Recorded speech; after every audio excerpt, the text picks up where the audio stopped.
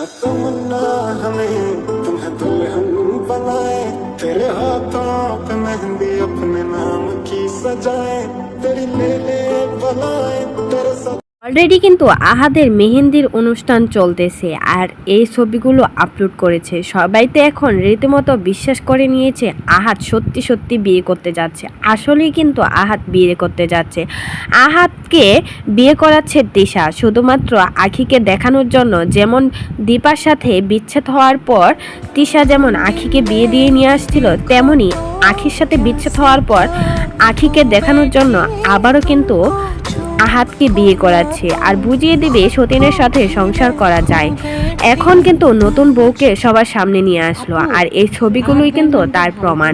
এখন তাদের অনুষ্ঠান চলতেছে মেহেন্দির আর এটাই কিন্তু পোস্ট করেছে তিশা। লাইভে এসে বলেন, আমার ভালোবাসার মানুষটাকে আমি আজ অন্যের হাতে তুলে দিলাম, আর কি বা করব। ভালোবাসার মানুষকে ভালো রাখতে গেলে একটু স্যাক্রিফাইস তো করতেই হবে। কিছুদিন ধরে আহাদ নাকি বলতেছিল তিশাকে বিয়ে করিয়ে দিতে। আখিকে বাসা থেকে বের করার কারণে আহাদকে যেন আরেকটা বিয়ে দিয়ে দেয়। এটা কিন্তু সত্যি সত্যি বলেছিল আহাদ, আর এটাই কিন্তু তিশা সত্যি করে নিল। আবারও খাল কেটে কুমির নিয়ে আসতে যাচ্ছে তিশা। আসলে তিশার জন্য একটু খারাপ লাগতেছে, বাট তিশা কিন্তু এটা ঠিক করে নাই। নিজের স্বামীকে আবারও অন্যের হাতে তুলে দিতে যাচ্ছে আখির সাথে জিদ করে। এটা কিন্তু তিশার করাটা ঠিক হয়নি।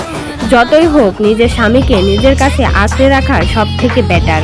সবাই তো তিশার এগুলো দেখে কেউ তো বিশ্বাস করছে, আবার কেউ বলতেছে নাটক করতেছে শুধুমাত্র ভিউজ বাড়ানোর জন্য। ভিউজ কমে গেছে বলেই নাকি তিশা নাটক করতেছে। আসলেই কি তিশা এগুলো নাটক করতেছে? তাহলে এত ঘনিষ্ঠভাবে আহাদ এই মেয়েটার সাথে ছবি তুললই বা কেন, বললই বা কেন?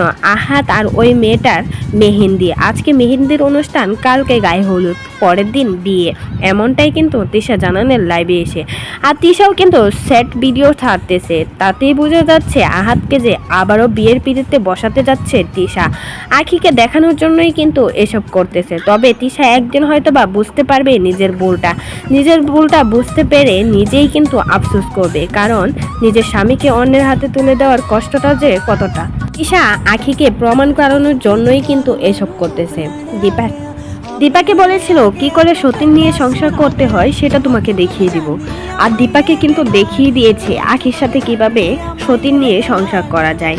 তারপর আখি চলে যাওয়ার কারণেই কিন্তু আখিকে অনেকবার আনার চেষ্টা করেছে তিশা আর আহাদ, তো আখি কিন্তু আসতে রাজি হয়নি। সেজন্য বাধ্য হয়ে আহাদকে আবারও বিয়ে করাতে হলো তিশাকে।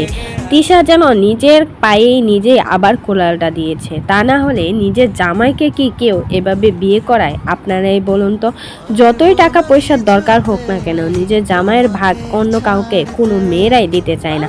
অথচ তিশা নাকি আহাদকে প্রচুর পরিমাণ ভালোবাসে, আর আহাতও নাকি তিশাকে অনেক ভালোবাসে। একটা মানুষ যদি একটা মানুষকে এতটাই ভালোবাসে, তাহলে অন্য আরেকটা মেয়ের দিকে কি করে আসক্ত হয় বা বিয়ে করতে সিদ্ধান্ত নিয়ে নেয়? আপনারাই বলুন তো। এটা যদি সত্যিকারে ভালোবাসা হতো, তাহলে এরকমটা কখনোই করতে পারতো না তিশা আর আহাদ। তো এই বিষয়ে যদি আমার সাথে একমত হয়ে থাকেন, তাহলে অবশ্যই কিন্তু কমেন্ট বক্সে কমেন্টে জানাতে ভুলবেন না আপনাদের মতামত।